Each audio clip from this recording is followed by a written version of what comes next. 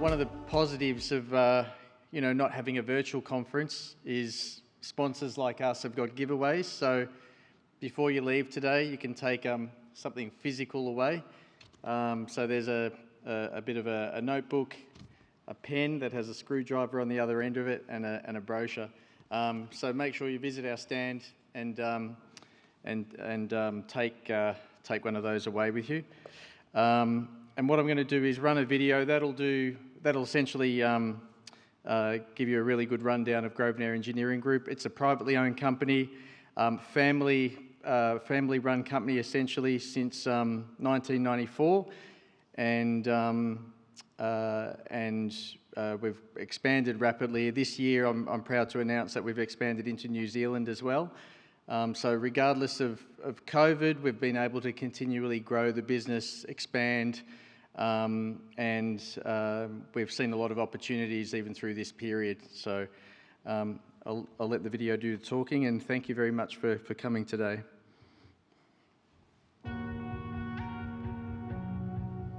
Every building is unique and has its own set of technical and safety requirements. So you need a building services partner that provides fully integrated solutions. A partner that goes beyond the norm to help you optimize your operations. A partner you can trust. We are Grosvenor Engineering Group.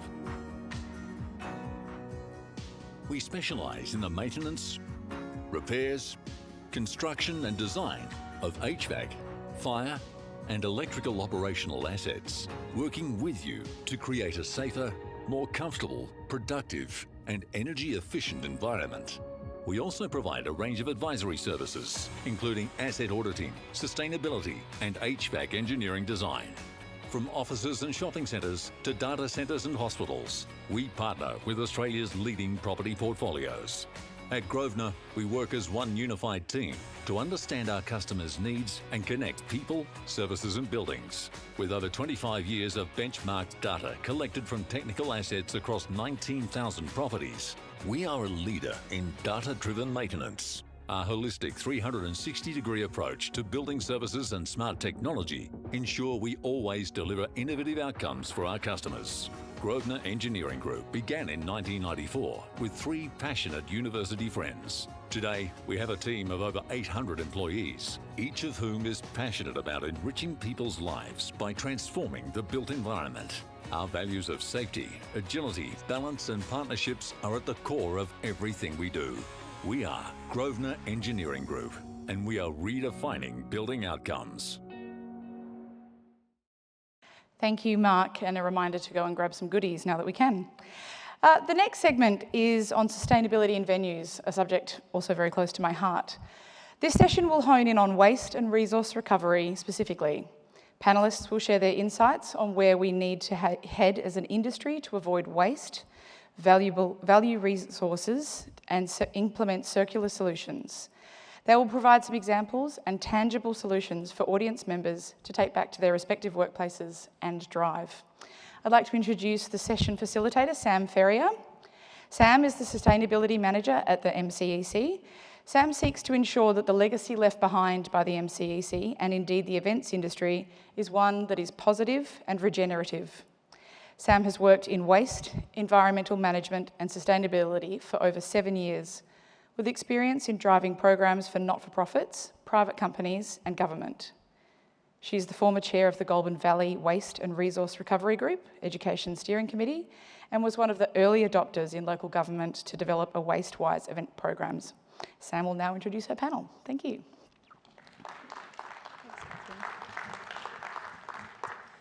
Thanks, Catherine, and hello everyone. I'm actually going to invite my panel members up with me, and we're all going to take a seat, and I'll do a proper introduction when we're sitting down. So welcome to the stage.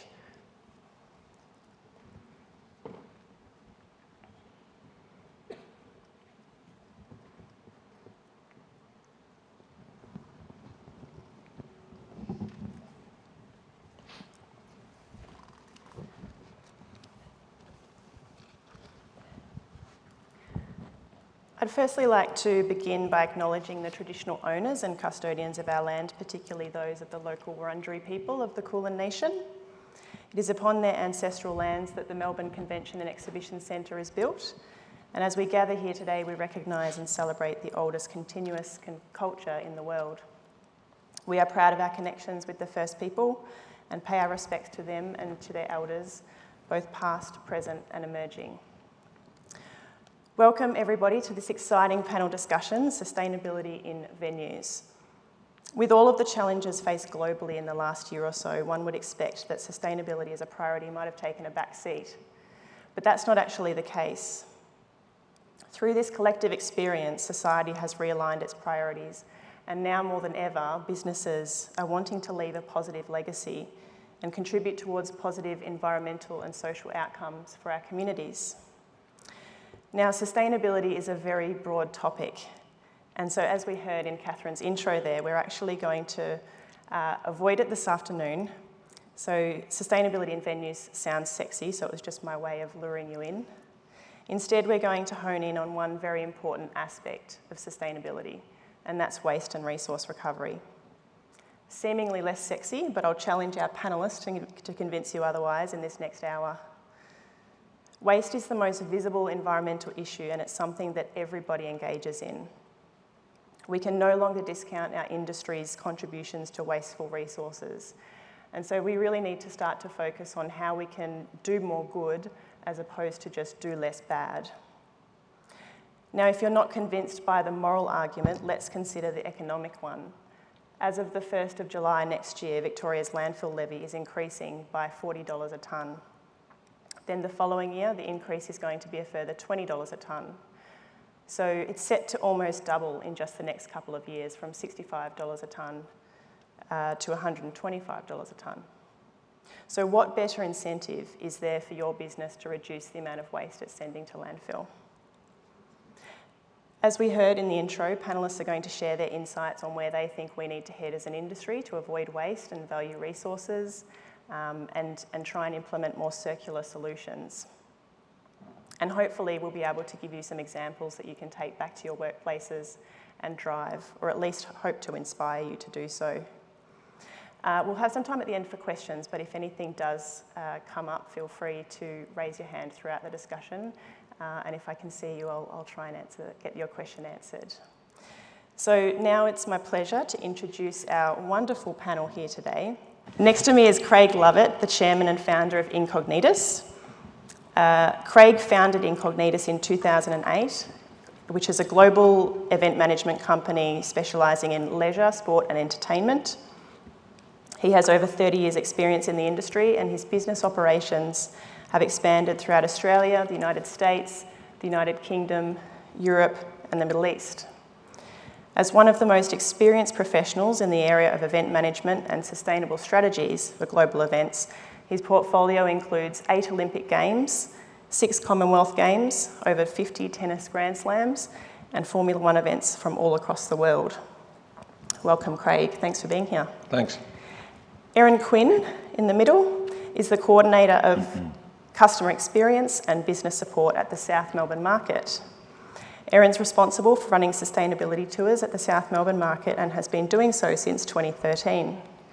She educates visitors and students about the market's leading sustainability initiatives and how they reduce their carbon footprint.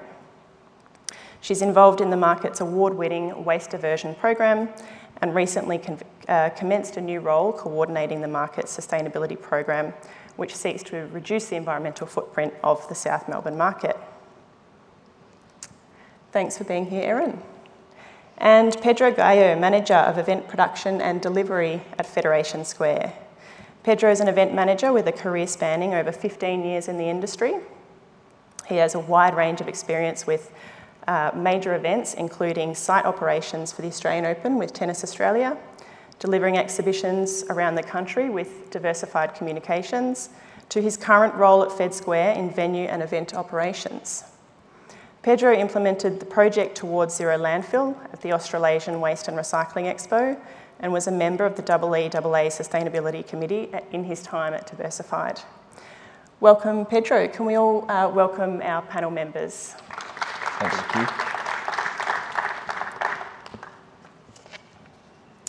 So I'm going to launch into this discussion because I'm really excited to be up here and to get to speak to all three of you about this topic that, that I find very interesting and is one that I'm very passionate about.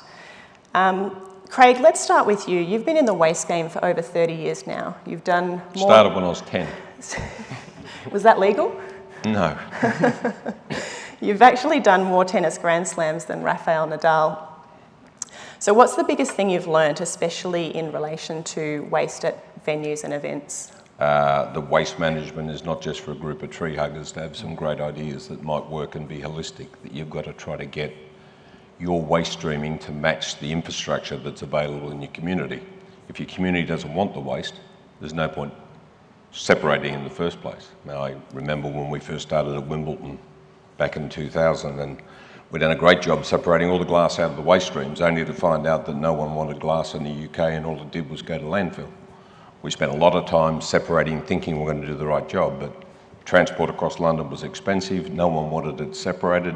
You're carting air, you're not carting glass most of the time, and it got to a destination that no one wanted, which was like one of those every day is a school day moment when you go, well, that was ridiculous. Why did we do that? So what we've been able to do since in any event we work with, whether it be something back in our cleaning days or in Commonwealth Games or Olympic Games villages and things like that, is study the infrastructure that's available in the local community and then try to tailor our waste streams to suit that infrastructure. And the end market. And the end market. I mean, the game is, it's not about recycling, it's about reducing waste to landfill. Yep. And doing whatever you can do with it with some sort of purpose, in some form of repurpose it case if you can. And then try to use the labour at the venue. So typically that's using the cleaning contractor, whoever that might be. In the case of here, it's Icon. Using that contractor to use their labour to get your outcome that you're looking for. Yep. And quite often those two things are totally disconnected. You get a venue or an event that's letting a waste contract and a cleaning contract totally separate without putting the two together. It happens a lot in Olympic Games. It's like ridiculous. So getting infrastructure to match what your outcome you're trying to design is fundamental to the success of diversion from landfill. I think that's a really, really interesting point, and obviously something that you've learnt through your many years of experience. Erin, I'd like to know, can you tell us about your best success story? I think for us it's definitely been, we were awarded the 2018 LG Pro Overall Organic Waste Initiative Award, which was a big one for us, and the Institute, so I'm going to check my notes because IPA, Institute of Public Administration Award as well for our organic waste program. We're actually run by the City of Port Phillip, so if you're worried about your governance models, try running a retail environment according to local council policy. It makes it quite interesting sometimes, but to be recognised at those awards was really fantastic. And the City of Port Phillip, who have a great sustainability program and strategy as well, we're really proud that the market could be part of that and be recognised for what we're doing. It was great. Fantastic. It is nice to be recognised for those initiatives. Pedro, what about you? What's your best success story? Best success story I've got is when I used to be working for Diversified Communications as an event organizer. We turned around landfill diversion from 5% to 66% with the Australian Waste and Recycling. From 5% is what it started? From 5%, yeah, yep. to 66. That was over the span of 4 years. So it did take a while, but we finally got there after 4 years, and that to us, and for me on a personal level, was amazing to do. So with the Towards Zero Landfill initiative for the Australian Waste and Recycling Expo, how did that actually come about? And also I'm interested to know, how important was it to work with the venue in order to achieve the outcome that you desired? Yeah, so it came about that there's obviously synergies with, so the exhibition itself had synergies with waste, because obviously it's waste and recycling. So we thought it made no sense that this exhibition was producing that amount of waste. So we then got involved with the ICC in Sydney, or the International Convention Centre in Sydney, and we started thinking about a program and how can we turn around with this specific event that amount of waste. So we got together with the sustainability person at ICC, and we just basically devised a program of exactly how we wanted to do, what were the goals, why we wanted to turn around the waste from where it was to what eventually became. So the venue was key. I mean, you, as an event organizer back then, you could not work without the venue. If you're not working in partnership with the venue, it's very difficult to get these initiatives happening. I think it's the same for all stakeholders in the event industry, isn't it? Venues can't do it alone, organisers can't do it alone, and suppliers can't do it alone. So it's definitely something that, you know, is a whole of industry collaboration to achieve those kinds of results. I wholeheartedly agree. I think if we don't work all in partnership, and also we gotta include all the suppliers as well. You know, like it's the whole industry can't be done just specifically by different people. That's right. It has to be the whole. Everybody. So, yeah. Thanks, Pedro. I now want to focus on food waste specifically, because as venue or event managers or even contractors, we see a lot of food waste. And I'm sure you can all relate to that. Victoria is actually responsible for 1/4 of Australia's food waste. So we generate about 2 million tonnes a year that's going to landfill as well. And so we know that keeping organic waste out of landfill is really important for a number of reasons. It's resource intensive. Organic waste in landfill creates methane emissions. It's a huge cost. It's also a loss of valuable nutrients from the system. So when we waste things to landfill, we lose those nutrients that could otherwise be going to the soil. And on top of that, we have many, many Australians facing food insecurity. Victoria has a plan to halve food waste by 2030, and the report is called Our Path to Half, if anybody's interested in looking that up and reading that report. But I'm interested to know from our panel, where is our biggest room for improvement for our industry in this space of food waste specifically? And also, can you give us an example of how you've prevented or recovered food and other organic waste? Erin, let's start with you and the market. Well, we have quite a lot of food at a market. We've got 140 stalls, and about half of them are food businesses, varying from your fishmongers and fruit and veg guys through to your cafes. So obviously they've got different waste. And as you would have seen in the image just before, that was an example of some of the kind of, ooh, sorry, bad sound there. We've got quite a few different waste streams, thanks Sam. So we really try to make sure we're diverting as much of that from landfill as possible. So there's quite a few different ways that we do it, because I think, you know, you may find, and we have, that there's not kind of just one solution, and sometimes it's about getting a few different ones. So we have a worm farm. Not at the market, we're not quite that big enough, but we have partnered with a group who has a worm farm out at Truganina, and we do about 400 cubic metres a year.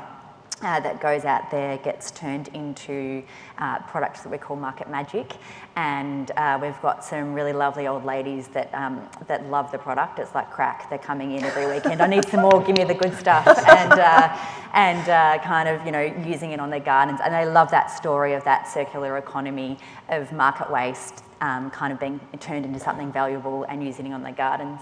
Of course, with worms hate citrus fruit. So we had nowhere for our citrus fruit to go. That was going into landfill. We also had issues with our meat offal was being turned into blood and bone, which was fantastic, but our fish offal was going into landfill. There was nowhere for that to go.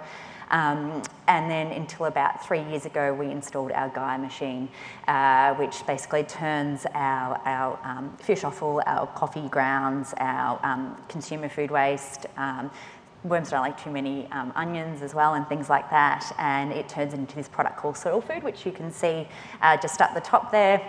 And that's a really kind of strong fertiliser that, again, we sell at the market for our customers. But even better than that, we actually have partnered with some farmers who come and collect that product, and then they grow their bok choy, etc., which then comes back to the market. So it's, again, creating that that circular economy. And then, of course, the best initiative I think that we're involved with is actually the food not becoming food waste in the first place. And so we have partnered, it was originally with Second Bite, so we were doing about about 25,000 kilos a year to Second Bite, which was enough for about 55,000 meals. And then last year, because of course the COVID things changed, we actually partnered with a local group in the city of Port Phillip who were working with the Hare Krishnas, and we've done about 25,000 meals there. So that's, for me, is the most important one, is that food. Obviously, fish offal can't go to be making extra meals, but when you can avoid it, that's really important. Yeah, absolutely. And do you also have a program for your oyster shells? Oh yes, of course. Can you tell us about that? And our oyster shells, which is also a really big one. So we have a lot of oyster shells at the market. It's one of the things that the market is well known for. If you get a chance tomorrow and you're around, I'd go down there because they're great. Do you get a glass of Prosecco at the same time? You can get a glass of Prosecco, but they're fantastic. But of course, we've got all these oyster shells, and we partner with the Nature Conservancy for a program called Shuck, Don't Chuck. And all of those oyster and mussel shells that again used to go to landfill are being used to rebuild the reefs in Port Phillip Bay. So we have they're collected from the market, they're taken down near Geelong, and a disability employment group sorts through them. Unfortunately, there does end up a bit of rubbish in there sometimes. Sort through them, they leave them for about 6 months to kind of naturally cure. So any disease or anything that might have been there is kind of is dealt with by the elements, and then they go into the bay. And we're the largest partner with that, and so far they've built the equivalent to about 3 MCGs of rebuilding the reefs in Port Phillip Bay, which is amazing, because they did, over the years when they had the commercial fishing, the reefs just disappeared. They're being rebuilt now, and you're seeing all of that wildlife come back in, so you're getting the local native oysters, scallops and fish coming back into the bay, so it's really fantastic. Fantastic. Pedro, tell us about the food waste initiatives or food waste diversion, or even where you think we need to be heading as an industry, the opportunities. Food waste diversion at Federation Square occurs in 2 different ways, I guess. So our tenants, they do have obviously the organic bin, and we process that in-house. But we also got a waste collector, contractor that takes that to a facility, the southwest of Melbourne, southeast, sorry, and they process that and convert that into compost. So they also partner with a charity, I think, that is called Food for Change. And what these guys do is they take then that compost and then they grow their own food, which then they actually send to food charities. So, and funnily enough, I guess to complete the whole cycle, then Federation Square, one of the things that we do at Federation Square, we supply space to some of these food charities so they can actually give food to people sleeping on the streets and stuff like that. So it kind of goes the full cycle to a degree. And another one of the initiatives that we just very, very recently started, and obviously this year has been a little bit difficult, as everybody knows, is like we started finally collecting organics in community festivals. So all these massive ethnic community festivals that we have at Federation Square, we're now collecting organics as well. So they go through the full cycle as well. Great. I think that's really important thing to recognise, is that you don't have to have an organics processing facility on site.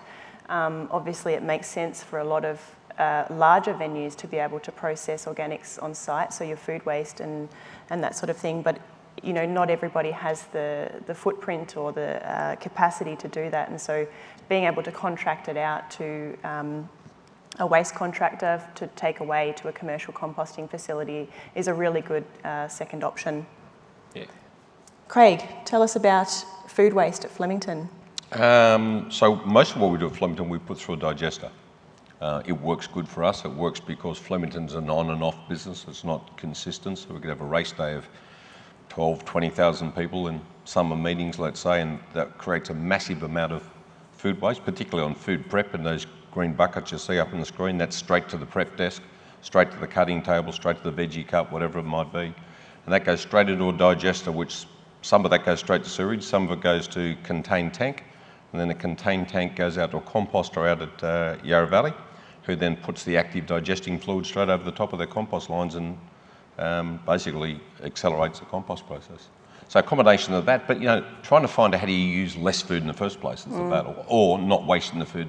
Like through the spring carnival we've just had, albeit so different to the 32 spring racing carnivals I've done beforehand, but we sent about 16,000 meals straight to the needy in Footscray and Fitzroy using Father Bob and Les Twentyman Foundation, who, invested people, so they're out to Flemington themselves in their own trucks picking up sandwiches and whatever they could on the night of, before it becomes rubbish.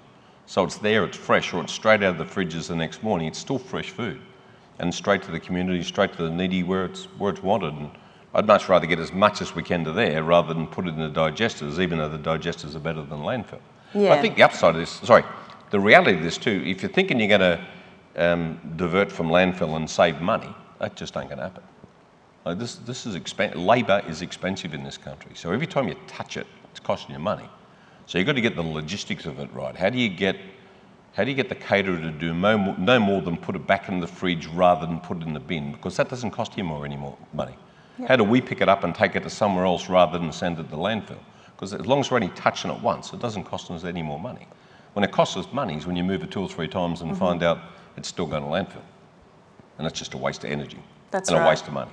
And the waste that you don't generate in the first place is waste that you don't have to manage either. So are there any examples of where, at any of our venues, I suppose, of where we've been able to implement an initiative to avoid generating food waste in the first place? Flemington's a good example. Once we brought these digesters and digester tubs right to the point of food cut-up in the prep kitchens, and we could work with Peter Rowland Group, who've been amazing for us to work with, and say, okay, how are they procuring? What are they buying? Are they now buying whole lettuces coming from the market? Or is the lettuce stripped at the market and arrived at Flemington where it's all going to be used? And therefore, yes, it's a problem back at the market, but that might have been an easier way to deal with it rather than let it come through the door of the venue in the first place. Like you go to an Olympic Games, London Games Village, so we're doing 22,000 athletes, 3 meals a day. Plus wastage, you're probably doing 80,000 meals a day. But you're doing more than that because under the conditions of Olympic athletes' village operation, you get to turn that food every 25 minutes. Oh, wow. Turn it fresh every 25 minutes. So where does that go?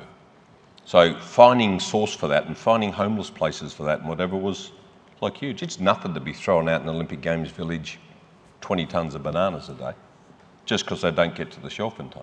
Yeah. Nothing.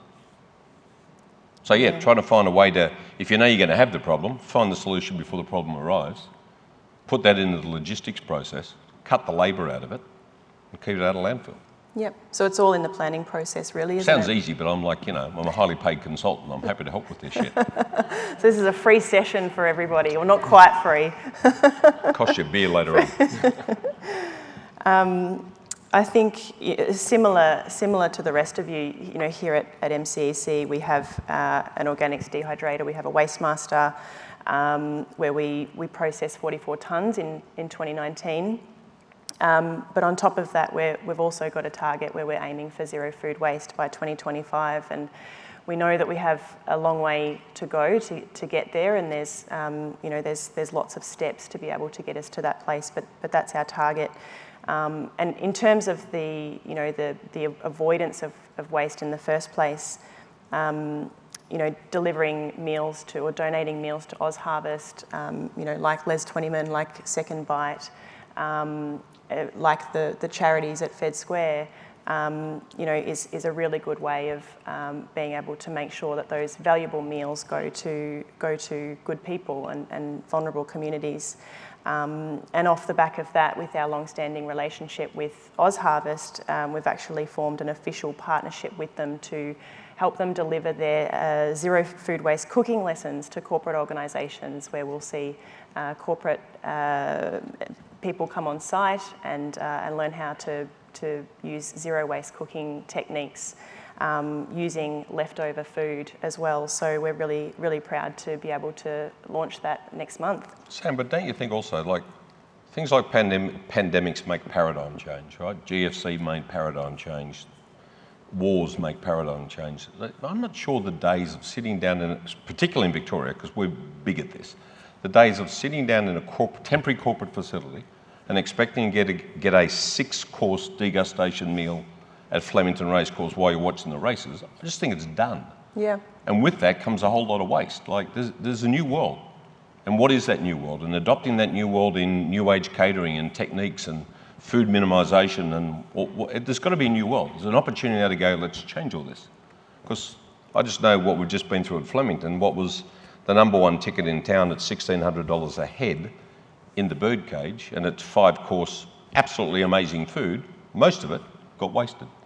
Because no one's looking for that anymore. They're looking for good quality something. Stand up, give me something. Sit down, give me something. Make it quality, not quantity. Get me a cold beer and let me watch the races. Yeah. Having different expectations, isn't it? Yeah. As well, not the fancy displays of, lobsters and all sorts of things that are not going to be touched. I think that's really important.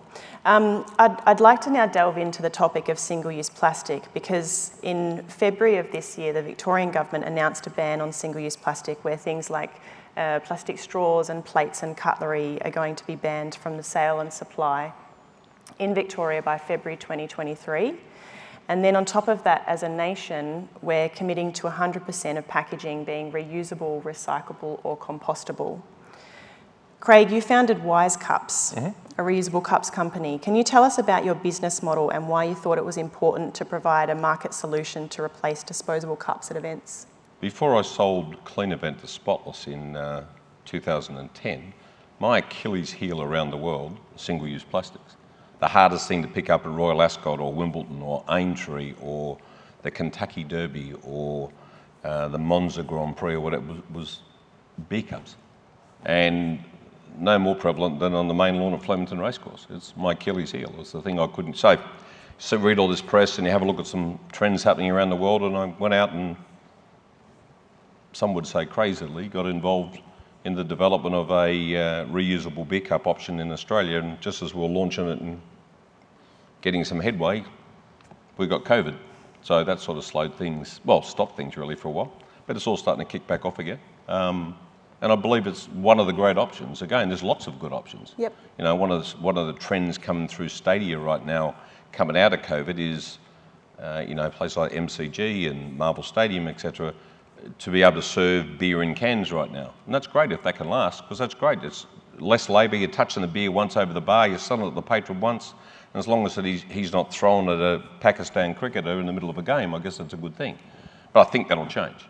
And I think that we've got to find a way about getting rid of single-use plastics, and Wise happens to be one of those ways to do that. So we've currently taken about 3.5 million cups out of landfill in our programs, mostly at places like Sydney Showgrounds, Randwick Racecourse, Rosehill Racecourse, Caulfield Racecourse. It's starting to gain some momentum, and it's pretty cool.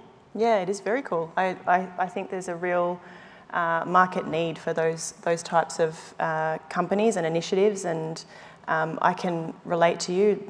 Disposable cups is my Achilles heel as well, and we actually look forward to running a few events with the Wise Cups towards the end of this year or start of next year as well, when things are getting back into the swing. Now, Erin, the South Melbourne market has led several successful initiatives to reduce single-use plastic. You banned plastic bags ahead of the government ban, along with plastic straws.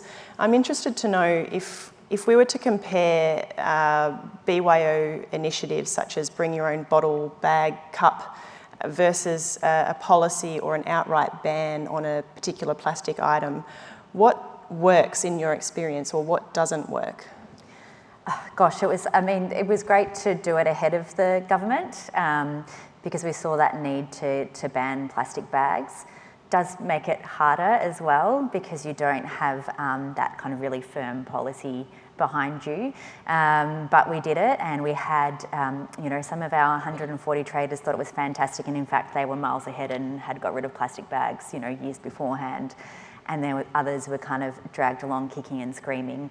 But we found really it's a mix for us of having, I guess, that hierarchy of the best option is someone actually brings their own bag from home, because even though we have some sustainable options available, that's the best one. But we're a tourist market as well, so especially when international travel resumes, we'll be getting tourists from all over the world coming to visit us, and they aren't necessarily packing their reusable shopping bags in their suitcase. So we need to have options for them. So one of the things we did was partner with a group called Boomerang Bags, so a local community who makes bags with the idea that you can kind of, take it and then next time you're at the market kind of, bring it back, which is fantastic. And then the final option that we had was that customers could buy a paper bag that was made out of recycled paper. And the reason that we went for the paper bag option was we had engaged a lot with our sustainability department. We are pretty lucky at the market, being connected with council. We have a lot of expertise there, and they were really the best option for us. We decided was the recycled paper bag, because there's a lot of greenwashing out there and a confusion around biodegradable bags. It can be really hard. Like some of them, they might be compostable, but you need to put them into an industrial composter. So your average person taking them home, they can't pop it in the one in the backyard. It's also really hard to tell because, you can see a paper bag's a paper bag, but you can't, unless you're some kind of expert, most people can't look at a biodegradable bag and tell if it's kind of truly going to kind of break down. So that's what we did, and I must admit it was a bit disappointing when the policy came in and the ban came in that they were pretty lax around. I think it was really now they've just got those thicker plastic bags which are apparently reusable, but I think a lot of them are still going into the bin, and I think the big supermarkets are probably pretty happy that they're now getting people to pay for something that they used to have to pay for. So instead of paying for plastic bags for their customers, they're now making their customers. And we've all seen it. You see the good people at the supermarket who bring along their bags, but you always see those people usually in the fast self-service queue who are just, they don't care. They'll tap away for that 80 cents for those 5 bags. And yeah, sorry, go. I'm that guy. You did say you didn't have to be a tree hugger to be a waste. Yeah. So yes, that's why we went down the and we're also looking at we're in the process of developing our 21 to 25 sustainability strategy, and we're really looking at options that we can have where our first priority will be can you bring your own, so bring your own coffee cup, and if you can't, looking at similar things like similar to Wise Cups, like returner, so looking at could we get across our different cafes, could they all get on board with a returnable cup policy, so you can get your coffee at one end of the market, do your walk around, do your shop, and then drop it off at a cafe at the other end. So looking at things like that, so you can get traders on board and create a holistic experience across the market. Fantastic. Pedro, can you tell us about Fed Square's mission to eliminate single-use items at events? Yeah, so we were gonna start this year trialing, and we were gonna be, I guess, to a degree, a little bit more lenient with some of the event organizers. But with the announcement from the government, we actually decided that in 2022 we're gonna go full stop with single-use plastic. But we also been thinking a lot about single-use itself. So we actually want to eliminate single-use anything, because even though a lot of the stuff is compostable, it has to be commercially compostable, and that sometimes presents a challenge. So what we've been looking at is actually working with a company called Green My Plate. And what they are going to do for us, or with us, I guess, is they're going to come to all the big community festivals and all the store holders that we normally hold on the riverside or Federation Square. They're going to supply the containers and everything for people. So people can obviously come, get their meal, eat, because they normally eat as they walk, obviously, through the festival. And then they drop it again, similar to what you guys are trying to do. They just drop it at a station, and then we basically wash it and give it again to the store holders. So the idea is to eliminate single use altogether from next year. Initially, like I said, only community festivals, because they also the biggest culprits as well. So we're going to start with that. But ideally will be then to just expand to the rest of the events that happen at Federation Square. Great. Now, let's move on to, I guess, sort of resource recovery, diversion, that sort of thing.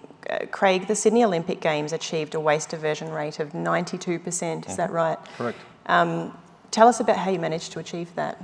So we entered Sydney Olympic Games in 97, the year after Atlanta. It might have been early 98. And we entered at a sponsorship level, not just an operator. So we were appointed as the official cleaning and waste company for the Games, including venues in Brisbane and Melbourne. But we entered a sponsorship level, which gave us a seat at the table. So we could sit at the table and go, we want to control a waste stream. We want to design the inputs so we understand the outputs. And we had big fights, like we had fights with McDonald's. But if you just think back, when was the last time you've seen a styrofoam container in a McDonald's product in Australia? And I'd tell you it was just before the 2000 Sydney Olympic Games, because through our weight on the Sydney Games with Visi and the late great Richard Pratt as my business partner on the waste management program for the Games, we had a lot of clout. And we mightn't have had the $50 million worth of clout that McDonald's had in their investment in the Games, but we had $8 million worth of clout. That was Richard's sponsorship of the Games. So we went and demanded that we got a waste stream that was controlled for us. We worked with people like Panasonic. 22,000 television sets went into the Games. Prior to 99, they would have all gone in with styrofoam packaging around the television, worked with Panasonic and changed that all into cardboard packaging. So that could be then thrown out at the end of the Games and the televisions all sold off and whatever it might be. They were fantastic. Coca-Cola was our biggest nemesis, and that was having shrink wraps on Coca-Cola product. They're a $50 million sponsor. So they were like, do what they want. But they didn't in the end. We put a Coca-Cola shrink wrap bin at every venue, and the role of the transport company, which was Linfox Logistics, was to deliver Coke, unwrap the pallets, put the pallet wrap in the bin and take it away.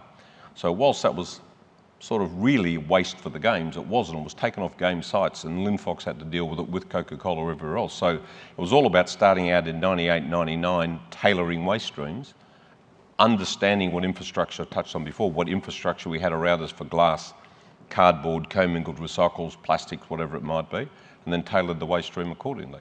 So what we dealt with was only a 2-bin front-of-house system, which was commingled recycles, including glass and any other waste, and that's what we dealt with. Yep. So, in fact, one of the guys in the room here today, Greg Burton, worked on that with us back in the day, and it was groundbreaking. You know, and the biggest fight we had was New South Wales government saying, well, you know, it's not really 92% diversion from landfill, which is what went in the Games report. It's 88.5% that really was diverted from landfill, because the water that was left in the athletes' bottles on the field of play actually wasn't drained off somewhere. So technically that's waste. And you go, really? It goes into a hole somewhere. Like, I'd normally use an adjective with an F in it about now and describe it a little bit better than that, but it was an outstanding outcome. And it went on to become the blueprint for waste-wise events. You touched on it before where you'd come from. 7 steps to waste-wise events was what the Victorian government adopted soon afterwards through Minister Pantasopoulos. New South Wales adopted 7 steps to waste-wise events. Queensland just waste-wise events. And it all came out of what we did for Games. And some of it still sits around today. Some of it's gone backwards. But the principle of controlling waste, it's not that difficult, right? Control what comes in, you're going to understand what goes out. You've got no control over it, you get no idea. That's right. After the fact, recycling is exactly that, after the fact. It all started with this mob, all these venue managers going, you need to pick all those cans out of the rubbish, Craig, because that's recycling. Bullshit, that's recycling. Like, you stop selling the cans that way in the first place. Let's control the input and we'll understand what we get out. Yeah, and using your purchasing power, I suppose, as, you know, as setting the rules as well, to say, well, if you're going to be bringing shrink wrap on site, you need to deal with it. We're not going to deal with it. Yeah, and it was even like, you know, right into how do you reduce waste? Like, do you sell a hot dog that's 16 inches long that no human's going to eat, or do you sell one that's 8 inches long? And do you sell it with a sauce packet, like a lazy, I hope there's no lazy caterers in the room, but mustard sauce relish packet, or do you do it in self-containers that you can actually use and, like, take the waste away, get rid of the waste in the first place? And it worked. It was a fight. Like, it worked. Really paving the way. Erin, the South Melbourne market achieves a waste diversion rate of 67%. So what are some of the key initiatives that you've implemented at the market to achieve that diversion? Yeah, gosh, I want to get to 92% though. That would be nice. No, I told you, I know a highly paid consultant. I can help. I mean, we have about 15 different waste streams, and they've kind of slowly been added on over the years. So we have a cleaning contractor that has, you know, a general kind of co-mingle was kind of our baseline, and then over the years we've kind of looked at adding things in, and we've been quite clever with our cleaning contractor and made it part of the contract that as we bring new initiatives in, that they have to kind of provide labour and they have to work with those partners that we have. So for example, you know, with our Guy machine that we put in, that we actually made that part of the cleaning contract. That if they wanted to get the tender, then they had to provide that. So that was a way that we could get that, you know, without having that kind of, you know, outlay to buy a big Guy machine and put it on site. That was a way that we could do it, and it's leased through the cleaning contractor. We've also, you know, we have things like our waxed cardboard. We have a lot of that. You know, your lettuce and stuff comes in waxed cardboard at the market, and that had nowhere to go because it can't be recycled because of the wax coating. So it was just ending up in landfill. So we were approached by a group called High Heat Firelighters, and basically they're now taking our wax cardboard off site and turning them into environmentally friendly firelighters. So we're now diverting about 32 tonne of waxed cardboard from landfill, which is really good. We've also got milk bottles. We work directly with a company that turns it into a product called Modwood, which is kind of very like realistic wood-looking material, great in coastal areas because it doesn't kind of get broken down by the salty air as much. And in fact, I just got some news today. We've just made another partnership, still to sign on the dotted line, but with a group who will be taking our polystyrene and our soft plastics, which we were already recycling anyway, but this is an even better option because they're going to be paying us for those products. So we've gone from being really happy because we were diverting it from landfill, not paying for it to go there, and in fact now we're making money off that product. So, you know, you start making those connections, and you can find that it really can work for you, and it's not just saving money but making money, which has been really good. Great. Thank you. Now, I know we're shortly coming to time, but Pedro, I just wanted to ask you, you know, we've talked about having like the importance of data and having accurate data. That's obviously a key component to measuring your waste diversion rate and identifying areas for improvement. How has Fed Square improved its data collection for waste, and why is that an important step? So, sorry, the first thing we did was actually separate the waste, like I actually explained earlier. So we separate now what comes from events and what comes from the normal operation of the venue or the tenancies, I guess. So that was the first thing that we did. And the second thing we're doing, so the venue itself, we always had that data. We always known how much waste, generally speaking, we produce as a venue. But now we're having the data from events as well, which we didn't have before. And what we've done with that data, or what we're actually doing at the moment with that data, is we've then been speaking a lot with City of Melbourne, because City of Melbourne provides the grants for a lot of the events that occur at Federation Square. And one of the criteria for City of Melbourne to give the grants to these organisers is sustainability. So what we we have agreed, I guess, with City of Melbourne is we'll provide you the data, and then you can see whether these different organisers are actually really doing what they're saying they're doing when they apply for the grants. So yet to be seen, because we only really started that late 2019. And then obviously COVID hit, and that kind of made it again a little bit difficult. But we're again partnering, or we've been chatting again with City of Melbourne to see how that then is going to work moving forward. But the data is key, because without that data, you cannot prove that you are actually doing what you say you're doing in terms of sustainability.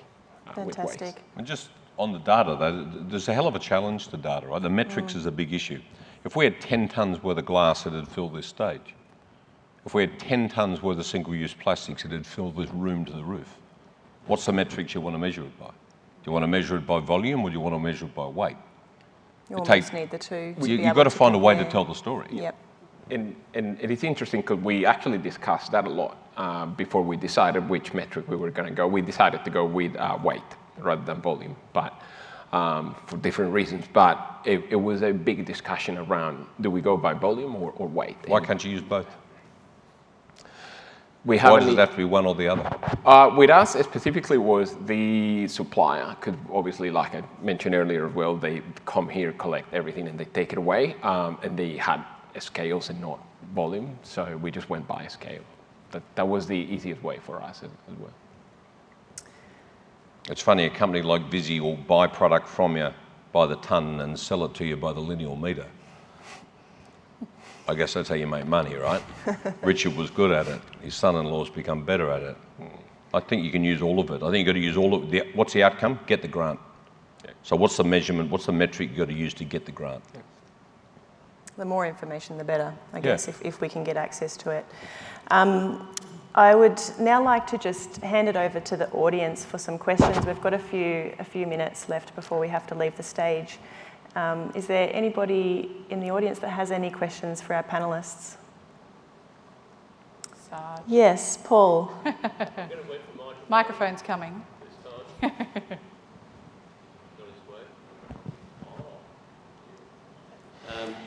Thank you. Great panel session. Thanks, Sam, and thanks everybody. Two questions from me. One, is it more expensive to be green? Because we can hear all of the various initiatives, but as a venue owner, operator, is it more expensive to be green? Which is one of the things that kind of strikes fear into our hearts. And then two, not everybody's got the ability to employ dedicated experts in this field. And whether it's a waste expert, sustainability manager.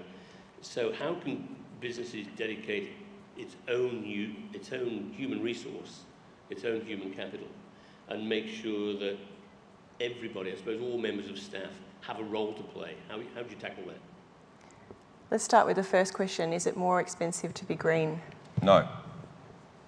It's not. Not if you get your inputs right, Paul.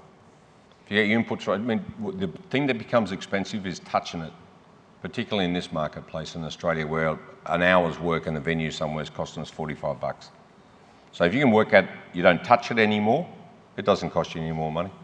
I also think you also need to think about how much it can make you from a brand value point of view. And I'm not saying obviously the environment is the main reason you do it, but there's a lot of businesses out there where procurement, environmental sustainability is a big driver of their procurement. And if they've got two venues that are exactly the same cost to hire, but one has environmental sustainability credentials, they will go for that one every time. So there's also actually, there's a lot that it can bring to your brand and a lot of benefits to your venue as well. So even if something might be slightly more expensive to go down the green option, think of the financial benefits you'll get from being a kind of a green business. And, you know, I work for local government, and we know that when we're procurement, that's a big one for us. You need to look for green options, and we'll take the green guy every time. So that's also should be a driving factor for you. Yeah. Look, I agree with the guys here, but I would also say that essentially, Paul, you can swap operational expenditure for capital expenditure. So there is this view that because you put in the initial capital, then it's more expensive, but then in the long run, you actually have either the same or less expenditure. It's just that you're swapping expenditure. That's the way I see it. And then secondly, Paul, there's a lot of people around could give advice to smaller organisations who couldn't carry that sustainability manager in-house, but I do think it's becoming, it's almost like the venue and event industry has been good forever, saying you're the general manager of operations and you do something else at the same time. I think as long as someone owns it in your world, there's plenty of resource around to help. You don't necessarily need that resource in-house. I think the fear is that, I mean, a lot of us in the venue and event business rely on waste infrastructure companies to tell you how it is, but they're just an infrastructure company. They're not going to tailor you. They're not going to commodity shop you. Like cardboard today is worth whatever it's worth. A year ago it was worth nothing. Aluminium's worth $1,200 a tonne right now. 2 years ago, you couldn't give it away. So sometimes you just got to look at your commodity and go, well, what should go to landfill and what should actually go to resource somewhere? Therefore, you do need some expertise in that regard. There's plenty of people around. Yeah, I think also, just if you don't have a dedicated resource, just, spend that bit of time thinking about getting that strategy together. And that doesn't have to be this huge thing. It can, you can kind of start small. And kind of once you've got that and you've got your really clear vision and you're aligned, it then helps you make decisions as well. Because I know one of the things that we have is there's so much that we could do in the sustainability space. But we can't do everything. We're not a multi-million-dollar, billion-dollar business. So it's about pick those 3, 4 those things that you really want to do well and focus on those and get those done, and then you can think about next steps. And again, I'm talking about local government again, but they're always really keen to help local businesses because they're having to deal with all of your landfill and picking up waste, and they don't want to do that either. So reach out to those. There's lots of really good support you can get from local government for businesses if you can't, kind of pay someone in-house to do it for you. I think we might need to wrap it up there. Great advice, thank you. I'd just like to thank our panellists for their time this afternoon and sharing their insights. I certainly learnt a lot myself, so round of applause. Thank you. Thank you. I too would like to just very briefly thank the panel. I'd also like to just pick out a few key things that I actually really took away from that just before we move on to the very next section. And that's that we actually have a real opportunity to provide a real positive legacy in this space, demystifying some of those economic versus environmental opportunities. I liked the concept of know your community. We know our venues and our communities better than anybody else. There's a myriad of solutions out there. It's just a case of finding which one's actually going to work for you. Partnerships and collaborations kept coming through as a theme as well, which is, I think, a really important mantra as well. So thank you very much to the panel.